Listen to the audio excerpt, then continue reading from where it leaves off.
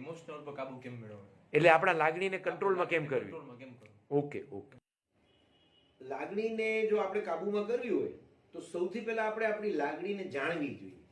એટલે કે આપણી લાગણી આ શરીરમાં છે ને કઈ રીતે પ્રગટ થાય છે ને કઈ લાગણી છે. ગુસ્સાની લાગણી છે, પ્રેમની લાગણી છે, દ્વેષની લાગણી છે, એકલતાની લાગણી છે, ઈર્ષાની લાગણી છે, કેવા પ્રકારની લાગણી છે, સેક્સ્યુઅલ ડિઝાયર છે, અથવા તો કોઈને જોઈને આપણને એને મારવાની બહુ ઈચ્છા થાય છે, શું થાય છે.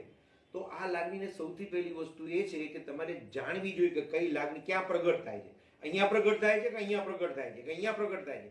એટલે સૌથી પહેલા આપણે લાગણીનું નામ આપવું જોઈએ, આપણે ખબર પડી જવી જોઈએ. અને આ છે ને 15 થી 20 સેકન્ડમાં આપણે ખબર પડી જવી જોઈએ. અને જે ભેગી લાગણીની ખબર પડી જાય ને તો આપણે છે ને વિચાર ન કરવો જોઈએ, એક્શન કરવી જોઈએ. એક્શન એટલે પહેલો નંબર લાગણીને જાણો અને બીજો નંબર 15-20 સેકન્ડની અંદર એક્શન કરો. ધારો કે મને તારા પર ગુસ્સો આવે,